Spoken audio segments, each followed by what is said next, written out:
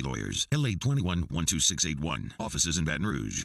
Not only does Government Taco have the best street tacos in town, they also offer many reasons to come back for more. Join the Government Taco Rewards program and earn 1 point for every $1 you spend and a $5 discount for every 100 points you redeem. You can join now by visiting govttaco.com. And the Government Taco Totalitarian Package gets you 2 tacos and your choice of queso or salsa with chips and a fountain drink for just $12. And pick up Margarita Go Cup tumblers and bring it back for 10% off refills. Government Taco, 5621 Government Street.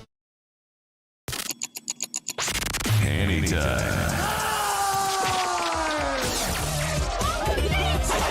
Anytime. A daily look at sports from our resident historian. Your sports break during your lunch break.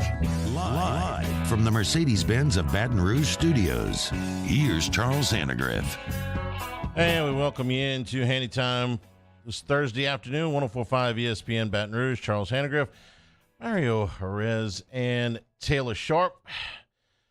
NBA getting back to it after the All-Star break. We'll talk about the Pels here in about 15 minutes. There is a little bit of quarterback news in the NFL. We're probably going to end up doing that about twice a week between now and the middle of March. Quarterback news. And it's something more than just Aaron Rodgers has come out of the darkness. They interviewed the guy that runs the whatever it is retreat that he went to. Was he in a dark room? Yes, he was in a dark room. Did he have a bathroom in the dark room? Yes, he had a bathroom in the dark room. Could he get light into the dark room if he wanted to get light into the dark room? Yes. What else is in the dark room? A bed and a mat. But Aaron Rodgers has emerged from the darkness. But there's a little bit of this, and it's sort of Saints related, so we'll get to that as well. LSU basketball. It's been a minute since we were able to talk about an LSU win, so let's take this opportunity, shall we? We don't know if they're going to come around again this season. The 84-77 win last night against Vanderbilt prevented this particular team from having a tie for the longest losing streak in school history at 15. The Tigers led it by 7 at the half and rode a monster performance from K.J. Williams, who had 35 points and 10 rebounds in the game, and shot the ball well from three-point range. He shot the ball well from the floor. He got to the free throw line. He made those. This was as dominant a performance, it's a career high for him, as dominant a performance as LSU has had from anybody all year, and they needed every bit of it because Vanderbilt would eventually make a run at them. So let's start there with the game. Obviously, K.J. Williams was the story of this entire night. Going in, it was Liam Robbins, who over his last 5 games had averaged 22 and 11 and had also blocked 3.7 shots a game over the last 5, and that was leading the conference over that span. Robbins had a big game. He had 23 points. He had 11 rebounds. That's about what he's been at over the last 5 games. He had 9 block shots. He almost had a triple-double with block shots. Had a few of those in the PMAC over the years, but they belong to a guy named O'Neal. So Robbins comes up just short of that. And as good as that performance was, it was shadowed by K.J. Williams. Matt McMahon talking about his star after the game. But we wanted to try, because he makes it so difficult to score around the rim, we wanted to be able to get KJ in space on the perimeter for some threes and try and pull Robbins away from the goal. And I thought our guards really executed that well. And then KJ's got to step up and knock him down. And he did. He hit huge shots there in the second half. He had a lot of big shots. When Vanderbilt had closed to within 5, the shot that he hit, I thought was probably the biggest one of the night. Admit it, when LSU was up 7 at the half, and even when they were up 10, which was, we were doing the show last night, and Max, I said, man, look, what's the biggest lead that LSU has had all year? And he looked it up, and it was 8 points in SEC play. So they had the biggest lead that they have had all season, and they had they had it at home. They had it in the second half. But be honest, didn't you think, okay, at some point they're going to go cold. They're going to go a long stretch without scoring, and Vanderbilt is going to catch them. And Vanderbilt eventually did take a 1-point lead. But to their credit, LSU responded. Even after Vanderbilt made multiple runs at them in the second half, Vanderbilt was playing really well over the last 5 games that they had. They had in Robbins one of the the hottest players in the conference going right now. So I was impressed that for the first time in 2 months, they were able to respond to that adversity and make some shots when they needed to. Matt McMahon on the importance of the win. It was a lot of fun to watch. The guys were really locked in to doing the things we needed to do to have success. Obviously KJ, his performance off the charts, 35 and 10. Thought Adam Miller, getting to the free throw line 10 times was huge, 18 points there. And then I just think there were some other stats that have really been missing for us of late. And, Trey Hannibal didn't take a shot tonight, but he had the highest plus-minus in the game of any player. Juice Hill, 4-1 assisted turnover, had the second highest plus-minus in the game tonight. And, it's been challenging our players. This is where you find out what you're made of. Obviously, it's been a really difficult stretch. So happy for our guys to come in here and play well and find a way to win tonight. 2 other things that were key in this with him. When Adam Miller did not shoot the ball particularly well from the floor, but he did get to the free throw line and made almost all of his free throws. He was 9 out of 10 at the free throw line. The other thing was that LSU kept the turnovers down. There have been some games where the turnover bug has really hit them hard. This wasn't one of them. They only turned the ball over 7 times. And even though Robbins kept swatting balls away at the rim, it seemed like he had 9 block shots, and it felt like at times that he had twice as many as that, because he was such a dominant presence on the defensive end. But again, this game comes down to everything that KJ Williams did in the second half. The 2 different runs the 2 different major runs that Vanderbilt made, LSU was able to respond to, and Matt McMahon talked about being happy with some of the things they did when Vanderbilt made those runs. One thing that stands out, I thought Vandy obviously punched us in the face there to start the second half, 3 straight drives to get it down to 1. They went on another run in the second half, and our guys responded both times. And oftentimes when you're going through, losing stretch, sometimes you just find another way to lose. And I thought our guys were really dialed in to doing the things necessary to win the game. Only 7 turnovers, 15 assists on our 27 made baskets, so we're over 2-1 there. Really solid on the glass. Got to the free throw line and converted. And we look back at Saturday's game, where we got to the free throw line, if you include 1-on-1s, 10 times more than our opponent, and we got outscored by 3. Tonight we're plus 7 at the free throw line. So credit to our players. They did have a nice free throw discrepancy last night. They made 21. Vanderbilt took 23. That's kind of the barometer that we use, is if you make more than your opponent shoots, you've had a really good night at the line. But again, those 2 runs, this was an improvement. This was the first time in 15 games that they responded when somebody got after them. I'll be honest, watching the game, I thought they would go through the inevitable dry spell. 6, 8, 10 minutes where they scored 1 bucket or just free throws. That's happened in a lot of games this year. It didn't happen last night, so give them credit for that. Finally, and this is probably the biggest theme that I want to talk about, is McMahon talked about what they need to do to build off of this. We were really dialed in to the things that matter the most, which is winning. And what can you do to help your team win? And having that mindset to come in and empty the tank in practice or the game, whatever it is, physically, mentally, emotionally. It's the way the game's supposed to be played. And we've had a lot of shortcomings there, and it's obviously cost us.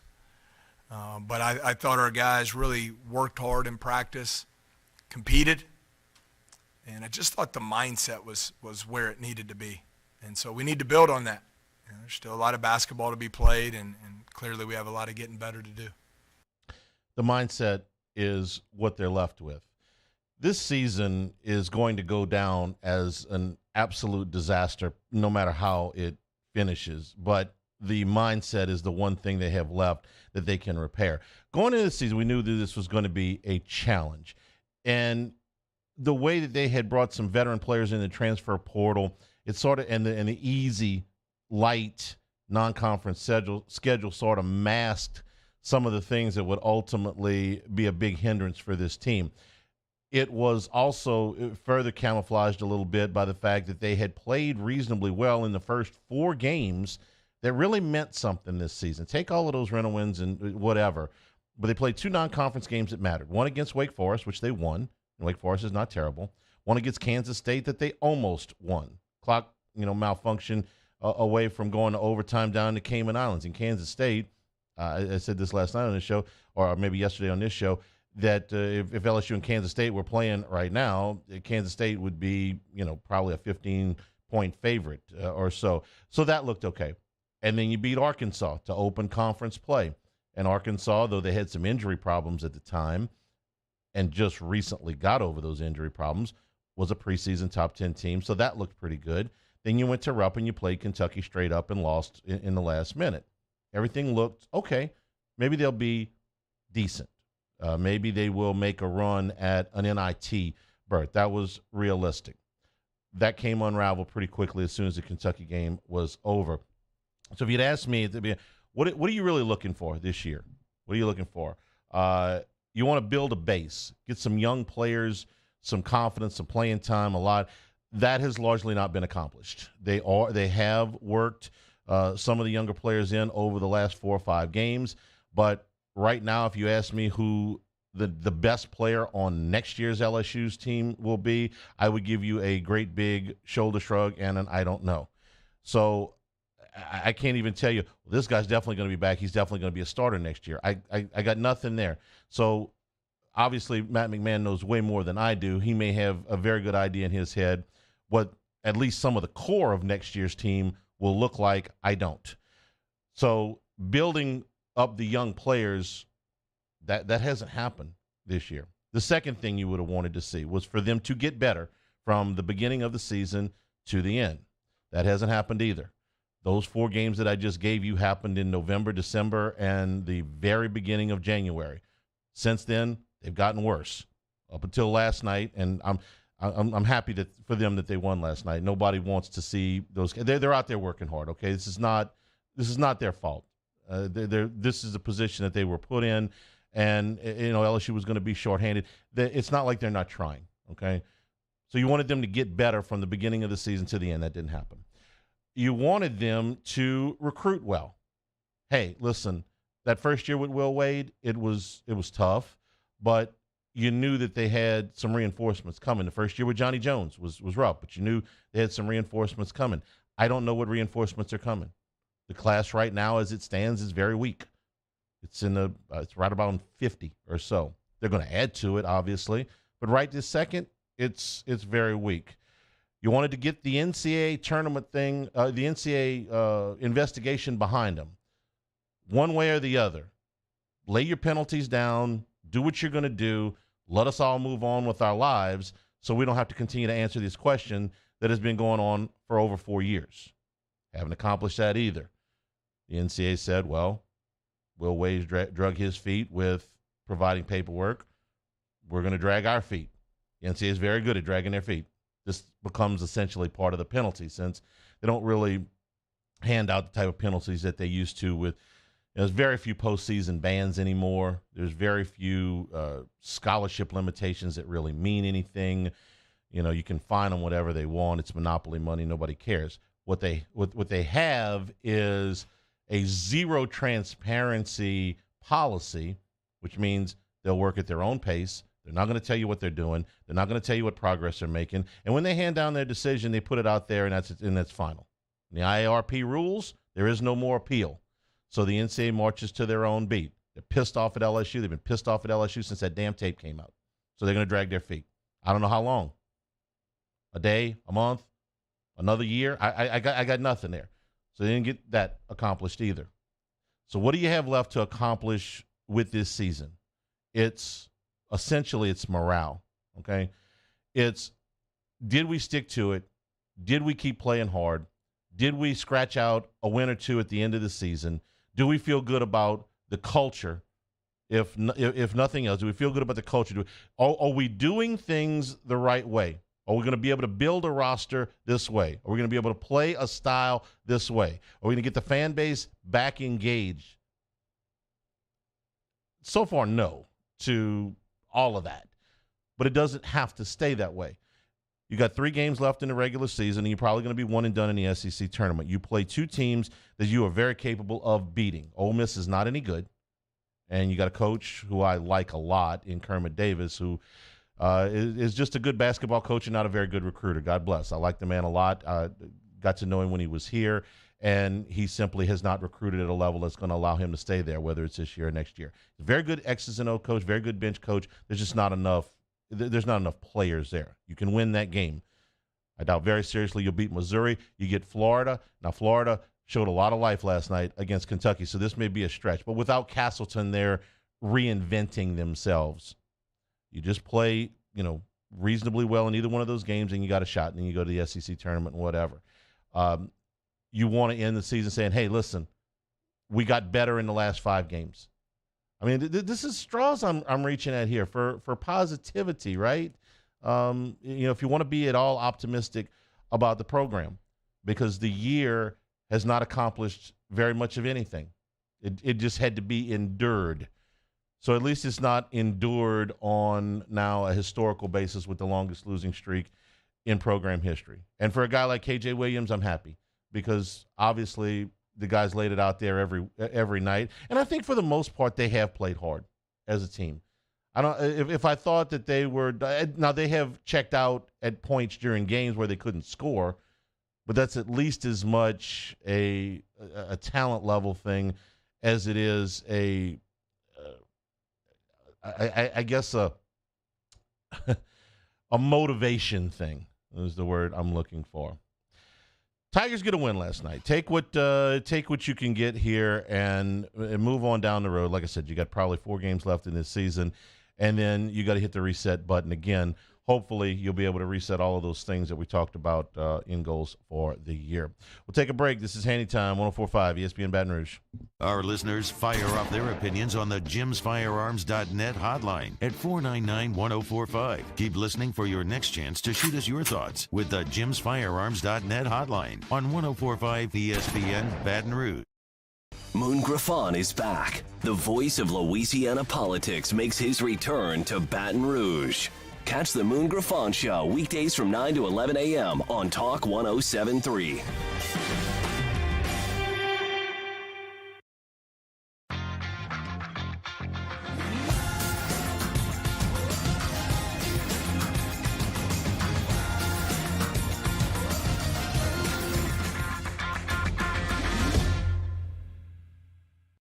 Electricity is all around us, and our families depend on it. Every day is sparked by the power of a cold drink or a warm meal, a movie night, and a comforting light at the end of a dark hallway. From sunrise to sunset, playtime to bedtime, our team is ready to take care of your electrical needs. Even in the case of an after-hours emergency, the light in your life shines brighter with Mr. Electric.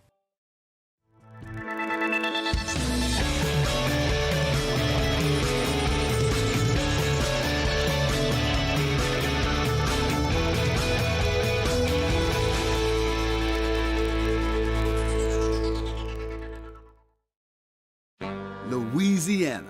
It's a place defined by culture, by pride, by passion, by people who do more than love this place. They celebrate it, elevate it, champion it. They are the individuals who embody what makes Louisiana great. The companies that make Louisiana a better place to work and live. The nonprofits leading transformational change in our communities. Champions of Louisiana are all around us, and LWCC is proud to celebrate them because we've always been Louisiana loyal, supporting the workers, the innovators, the change agents of this great place we call home. Who are the champions around you? Together, we can share their stories. Together, we can help our home state thrive. Together, we are Louisiana Loyal. Always.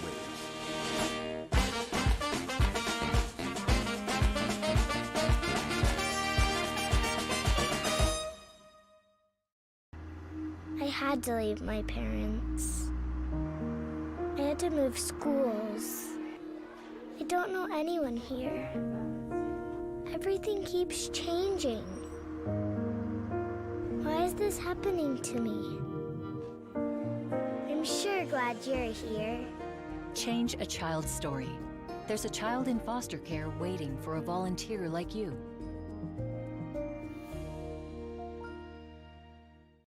Saturday, February 25th. Coming up on Friday's OTB. How did the Pelicans fare in their first game back outside of the All-Star break? Another glorious weekend of LSU baseball's on the docket. Then Rivs Huey stops by for some champagne shenanigans.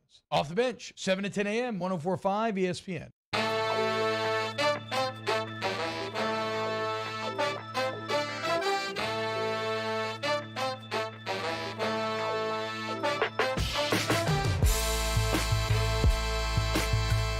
This is Hanny Time with Charles Hanagriff on 104.5 ESPN Baton Rouge. Pels back in action tonight. First game after the All-Star break. They take on Toronto, who won 5 out of 6 going into the break. Most of that against the bottom of the league, but they did have a win against Memphis. Pelicans at 30-29. Right now, they sit in the 7th spot in the Western Conference. Half a game behind 6th placed, a game and a half out of being out of the play-in altogether at number 11. So what's realistic to hope for from the Pels I'm saying the second half, but actually we're almost three quarters of the way through the season basically. So the rest of the season, you know what I'm talking about, this post All-Star break. What happened since the trade deadline? Are the Denver Nuggets too far out in front to be caught?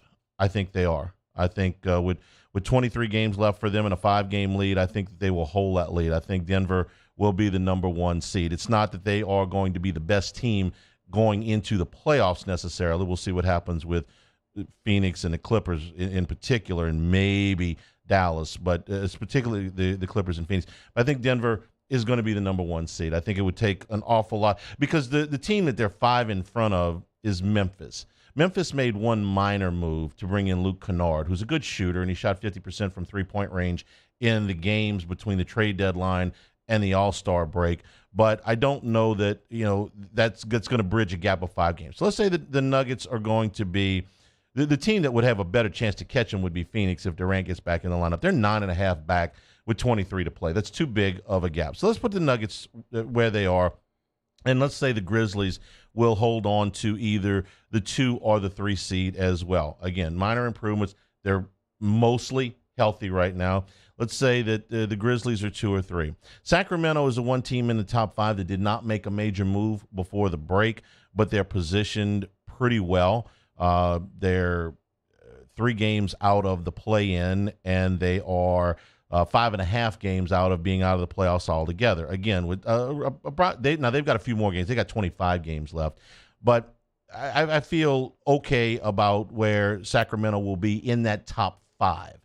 May not stay at 3, but let's say they stay in. Let's say they stay in the top 6, which means they don't have to play in the play-in.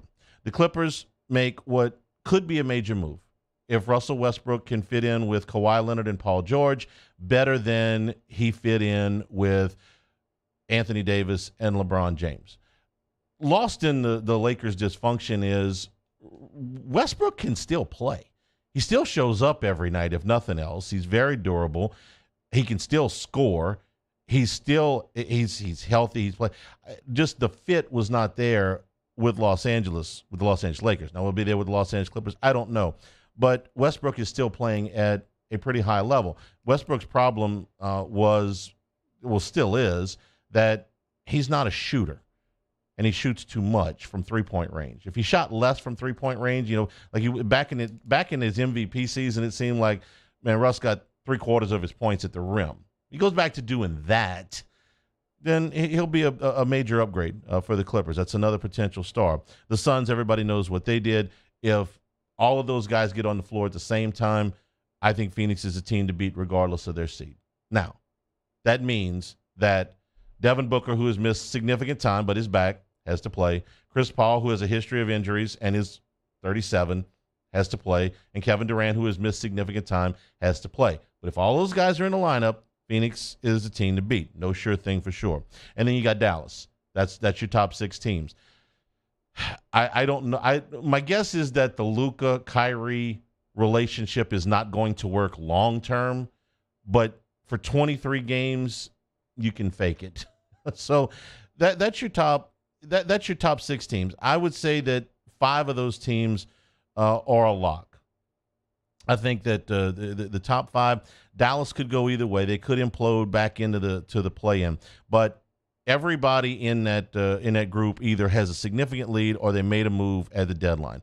Pelicans made one minor move that's not going to make much of a difference. So with 23 games left to play, what's realistic for the Pels? Mario, if you had to put a number on the last 23 games, what's realistic? I got a number in my head. Last 23 in terms of win-loss? Yeah. Probably like 13-10. I said 12-11. I think that's realistic. 12-11 gets you to 42 wins. Last year, 42 wins would have you at the 9 seed, which is where they were a year ago. Now, we had hoped for better than that, but they never could stay healthy. That puts you into a play-in with potentially. Right now, if you held me down and said who are going to be the 4 teams in the play-in, I would tell you the Pelicans, I would tell you the Timberwolves, I would tell you the Warriors, and I'd tell you the Lakers. If you think that I enjoy it being the Lakers and just haven't been paying attention. And in my opinion, without Zion Williamson, you would be an underdog to all 3 of those teams, regardless of where it's not. That's not the games; they're not winnable. They were underdogs at the Clippers last year, and they won. But that's my best guess as to where the teams that they will end up with. And if Golden State is healthy, the Lakers remade roster looked pretty good in the one game. I mean, they just blew the Pelicans right out of whatever they call that building now. You're going to be in a bind. If Zion were to come back, and I'm not expecting him, but if he were to come back, that would change things. Again, you want to look at it from the positive standpoint. You are a half game out of not having to play in the play-in, being guaranteed a first-round series against whoever comes out of that.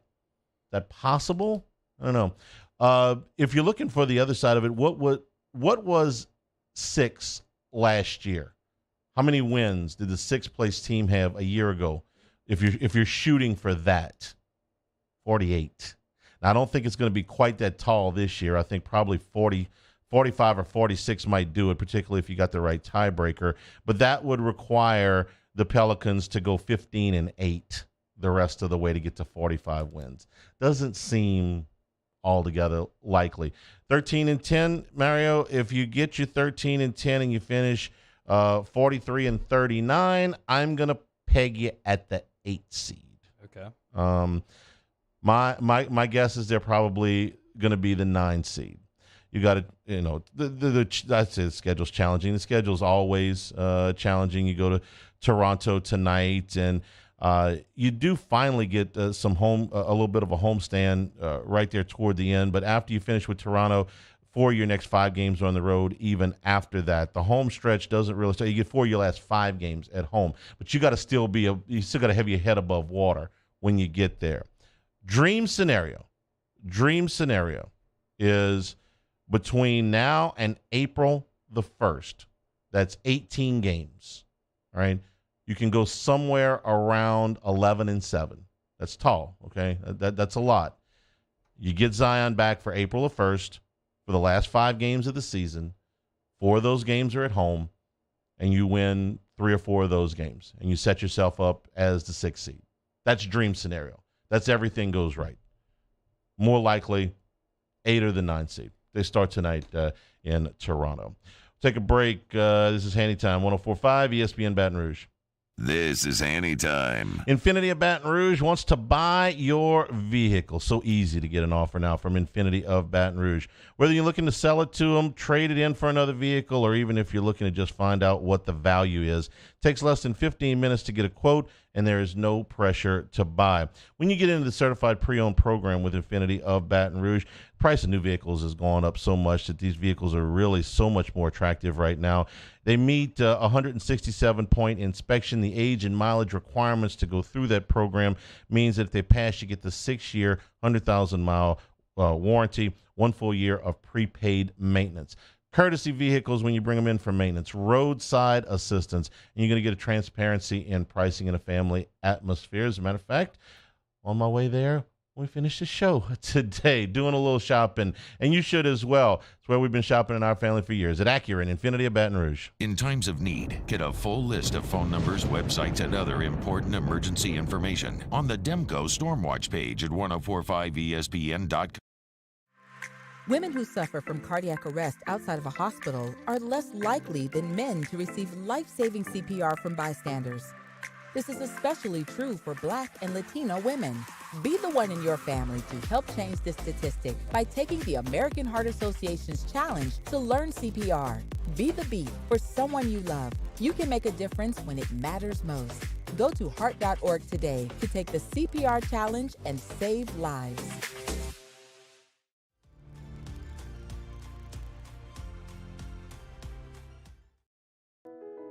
I've been doing business with Luba for 25 years. They're dependable, trustworthy. It's just the attention to detail with our clients. Our folks have years and years of experience. They're highly trained professionals, but many companies have that asset. What I'd like to think makes Luba a bit different is that we use those talents in a way that truly is dedicated to serving the needs of the folks who depend on us. Hi, I'm Brandon Landry, founder and CEO of Walker. Hi, my name is Dr. Craig Green. This is Ryan Terrio with HUDCORoofing.com. Hey, it's Matt Moscona. No matter how big your commercial roofing job, HUDCO can help. My patients come to me because they trust that I can get the job done at a high level. Ryan Terrio and Richard Tilley have the same level of trust when it comes to roofing. If you have a roofing issue, call HUDCO Roofing. Give us a call, 364-1007, and we'll come to your house and give you a free inspection. Louisiana. It's a place defined by culture, by pride, by passion, by people who do more than love this place. They celebrate it, elevate it, champion it. They are the individuals who embody what makes Louisiana great. The companies that make Louisiana a better place to work and live. The nonprofits leading transformational change in our communities.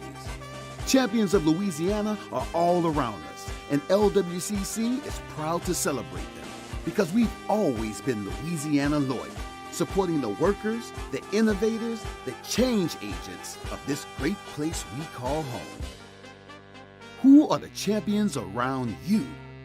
Together, we can share their stories. Together, we can help our home state thrive. Together, we are Louisiana loyal. Always.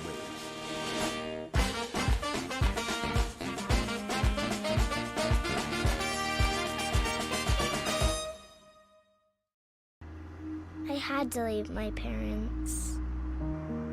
I had to move schools. I don't know anyone here. Everything keeps changing. Why is this happening to me? I'm sure glad you're here. Change a child's story. There's a child in foster care waiting for a volunteer like you.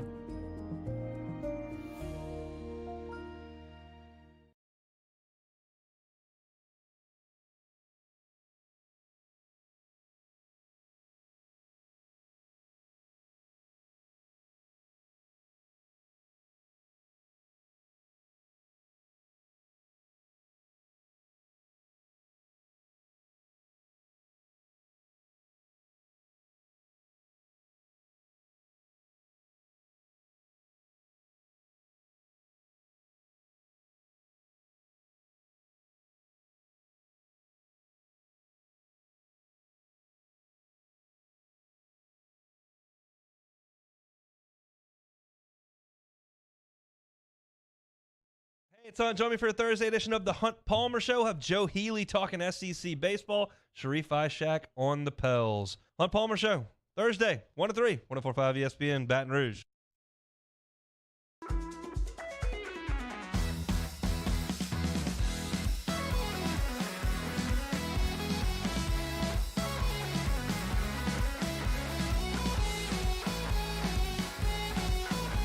This is Hanny Time with Charles Hanagriff on 104.5 ESPN Baton Rouge. Who's the greatest optimist ever in the world, guys? The great optimists of the world. I'll give you one. One of the great optimists was General George Custer. You know why?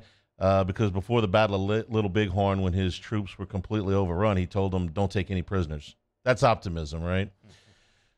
Buccaneers GM Jason Licht is my optimist of the week. Dov Kleiman, who covers the NFL, reporting that the Buccaneers are content to go with Kyle Trask at quarterback. Okay, second-round pick, out of a big school and had a good, final year there. Want to go with the young guy? That's good. Went on to say Kyle Trask is the best quarterback in the NFC South. Now, Kyle Trask's career numbers, playing behind a guy named Brady, wasn't a whole lot of playing time to be had. Career numbers in the NFL, he's 3 for 9. That's not for one quarter. That's his whole career. 3 for 9 for 23 yards. And Lick thinks that he's the best quarterback in the NFC South. And before you say that's the most ridiculous thing in the world, and it is, would you like to know who's under contract to be to the teams in the NFC South? Because my first thought was, I guess he is the best quarterback in the NFC South, because if you name him the starter, the other 3 teams haven't named a starter. So by default, he's the only quarterback that we can talk about. Here's who's under contract. Is Kyle Trask better than, we'll do the Panthers first, is he better than Matt Corral?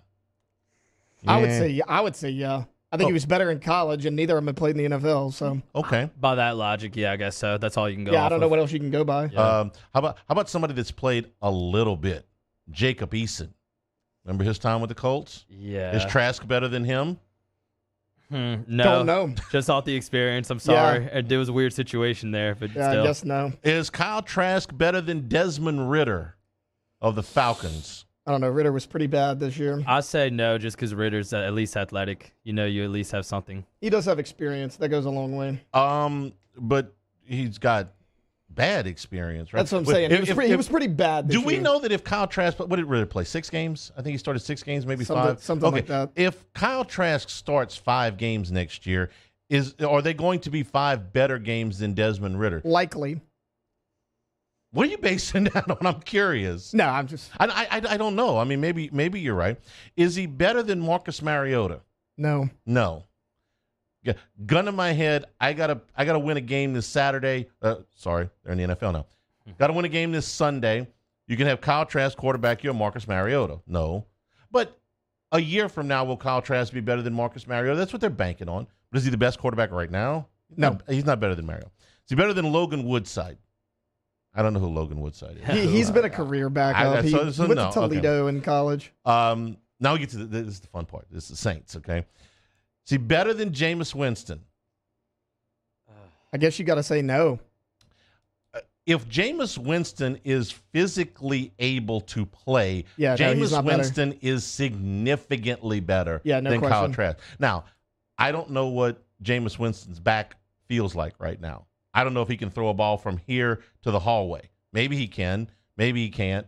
But if he is anywhere close to healthy, he is 10 times the quarterback that Trask is right now. What about Jacob Luton? He's also on the Saints roster. Probably didn't know that, did you? Why would you?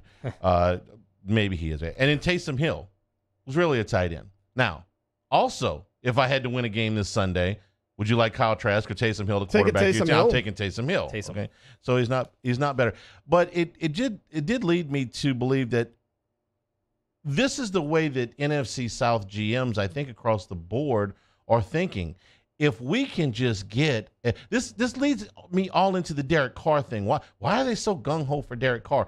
Because you can win this division if you just get something competent to play quarterback for you. And Derek Carr is way past competent. All those guys I just listed, let me get here are some of the options available to you. And some of them played in this division last year, so it's kind of easy, right? Is Sam Darnold better than all of those guys? Maybe, but the Panthers weren't very good last year. Is Andy Dalton better than all those guys? Maybe.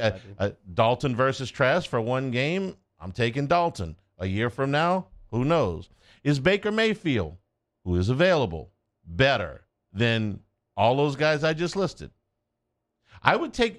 Right now, I would take Baker Mayfield over everybody I have that has been listed so far.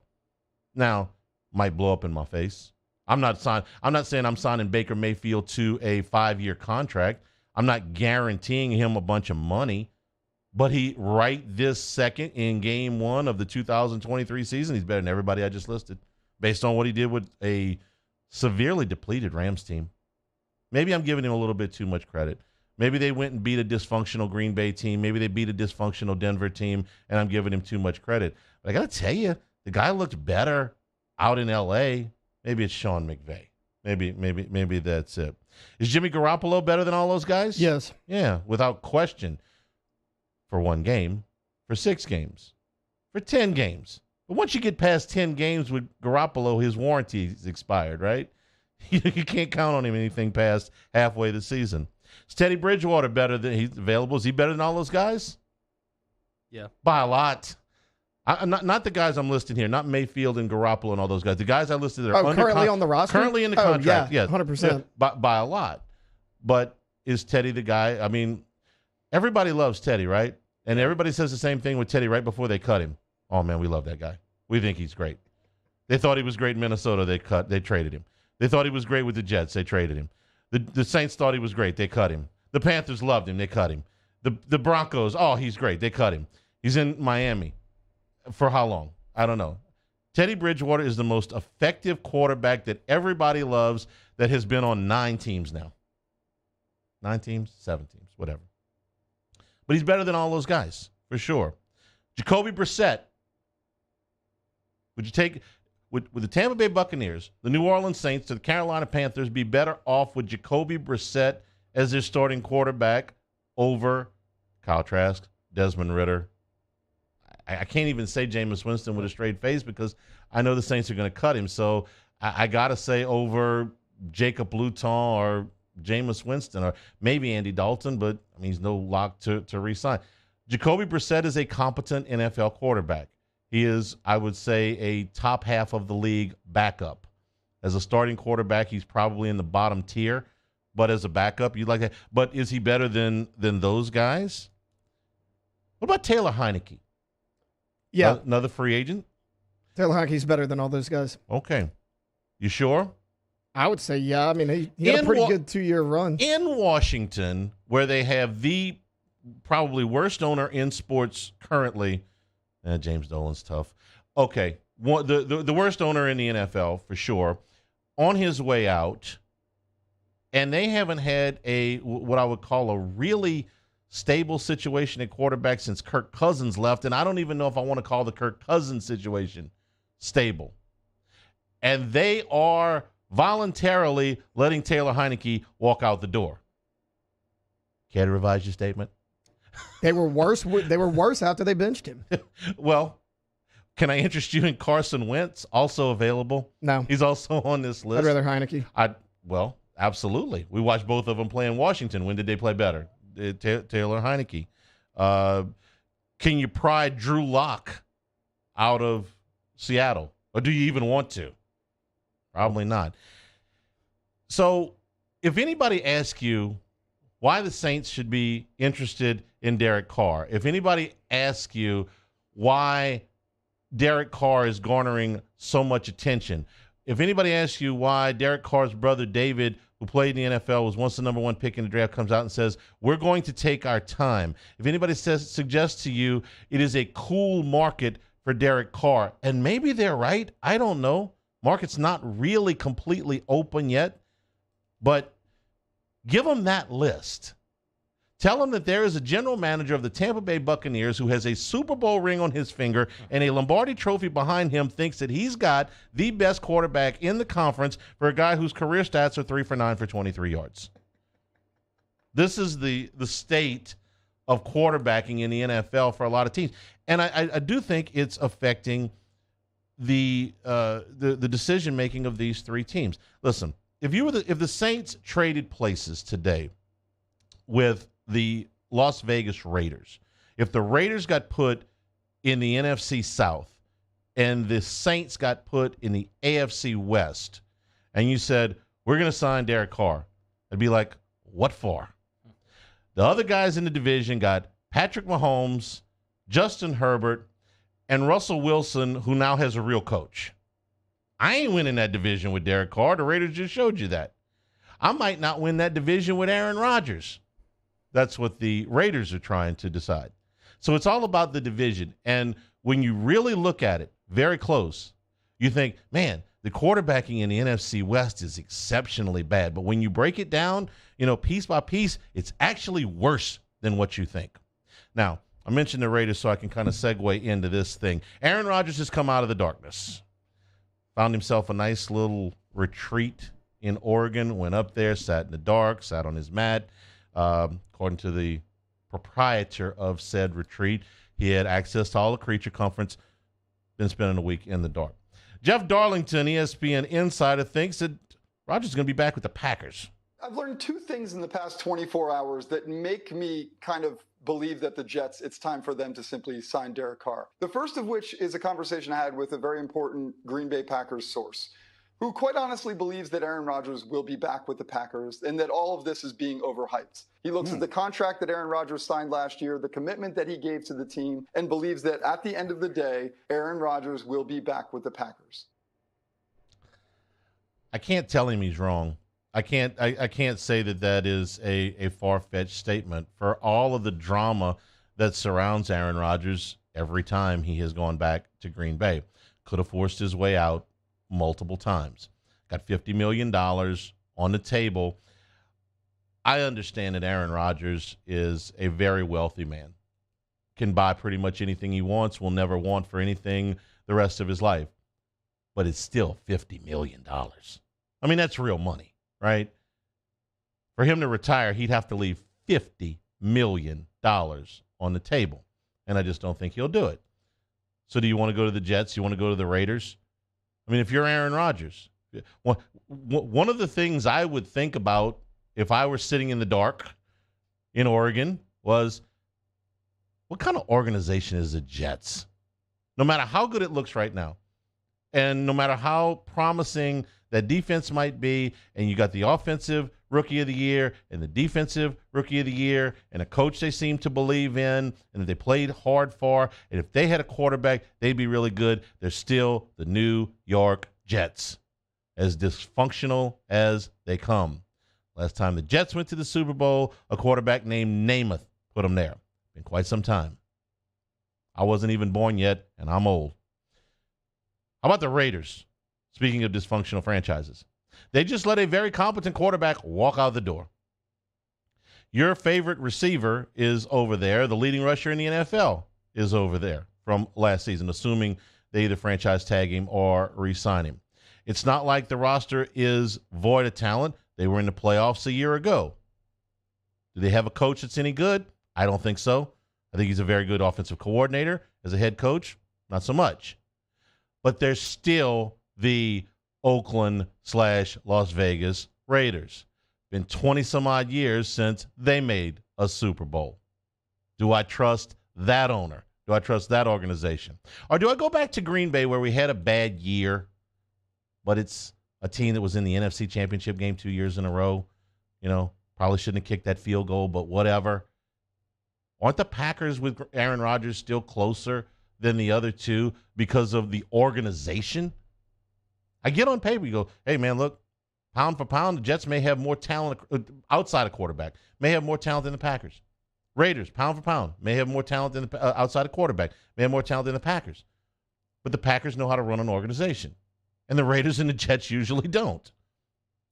One of the things he might have been thinking about while he was in the dark. We'll come back and wrap things up here. This is Hanny Time, 104.5 ESPN Baton Rouge. This is Hanny Time. Our friends out at Big Mike's with hot ball crawfish 7 days a week, coming out at 11 o'clock every day. And if ball shrimp are more your speed, more what you want, Monday nights it's all you can eat ball shrimp. Happy hour drink specials Monday through Friday and all day on Sunday. And you know you're always going to get live music at Big Mike's tonight. Swamp Pop Jitterbug lessons in case you don't know how to dance. Like, I don't know really how to dance. They're giving out lessons. And then DJ K-Jack at 7 o'clock. Tomorrow night, it's Jared Kelly. And on Saturday, the Chris LeBlanc brand returns to Big Mike's. Big Mike's on Aspen in Denham Springs. We're kind of a big deal. Our listeners fire off their opinions on the jimsfirearms.net hotline at 499-1045. Keep listening for your next chance to shoot us your thoughts with the jimsfirearms.net hotline on 104.5 ESPN Baton Rouge.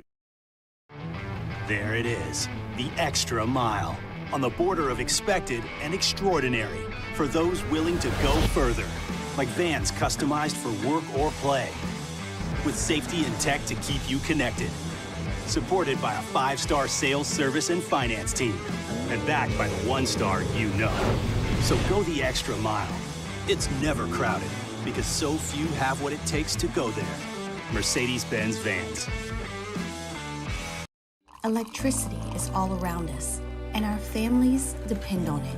Every day is sparked by the power of a cold drink or a warm meal, a movie night, and a comforting light at the end of a dark hallway. From sunrise to sunset, playtime to bedtime, our team is ready to take care of your electrical needs. Even in the case of an after-hours emergency, the light in your life shines brighter with Mr. Electric. Saturday, February 25th, 7 p.m. The Bulls, Bands, and Barrels Tour at the Lamar Dixon Expo Center. Presented by Jerry Lane Chevrolet. Edge of your seat excitement with bull riding, barrel racing, ultimate bullfighting. With a live performance by Bailey Zimmerman. With Timothy Wayne. Plus two-time PBR world champion Chris Shivers. And Brinson James, the entertainer. Tickets and information at bullsbandsandbarrels.com. Saturday, February 25th. Lamar Dixon Expo Center at 7 p.m. Presented by Jerry Lane Chevrolet. The #1 Chevrolet dealer in Louisiana. Women who suffer from cardiac arrest outside of a hospital are less likely than men to receive life-saving CPR from bystanders. This is especially true for Black and Latino women. Be the one in your family to help change this statistic by taking the American Heart Association's challenge to learn CPR. Be the beat for someone you love. You can make a difference when it matters most. Go to heart.org today to take the CPR challenge and save lives.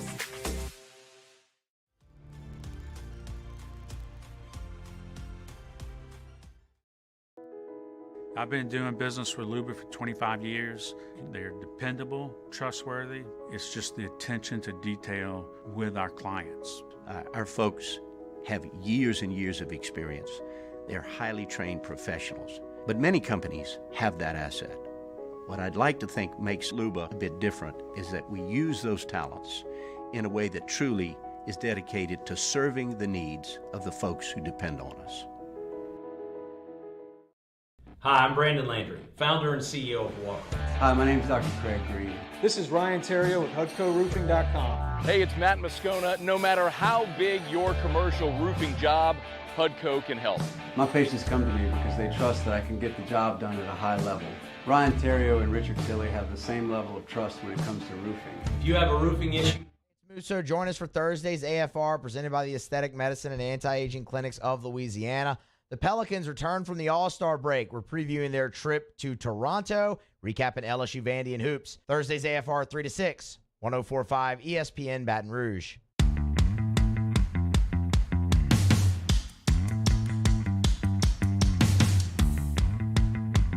This is Hanny Time with Charles Hannegriff on 104.5 ESPN Baton Rouge.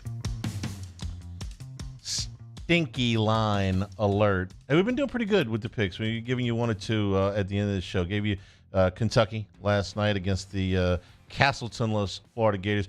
On Jimmy's show, we did give you Vanderbilt as well. Look, I'm delighted to have missed on that one. Stinky line alert in Columbus, Ohio, where Ohio State, the atmosphere, the program is just right now a little bit toxic. Let me give you the last 6 games or so for Ohio State. Lost to Purdue by 27. Purdue's really good. They lost to Iowa by 17. At Iowa, they're pretty good. Lost to Michigan State by 21. It's not the best Izzo team, but they're not bad. Lost to Northwestern by 6. Lost at Michigan by 8. Lost to a very mediocre Wisconsin team by 5. Lost at Indiana by 16. Lost at Illinois by 9. Somehow managed to beat Iowa because Iowa is just the worst road team in the country. But they are a 2.5-point favorite tonight against Penn State.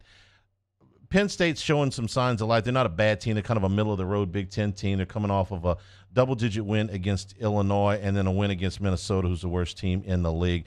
I'm catching 2.5 points with them, and Ohio State has been the walking dead here for the last 8-9 games. I'm telling you, it's a stinky line. I'm still taking Penn State tonight, plus the 2.5. Also, like Illinois minus the 5.5 against Northwestern. That's a team. An unranked team favored against a ranked team. We like that angle. It works an awful lot. We'll take Illinois minus 5.5. It's a very pesky Northwestern team. Tonight, Jimmy O's Game Time will be at Jolie Pearl, downtown Baton Rouge. We invite you to join us then at 6 p.m. Taylor Sharp, from Mario Jerez, I'm Charles Hannigrove saying thank you and good afternoon. Stay tuned for Hunt Palmer on 104.5 ESPN Baton Rouge.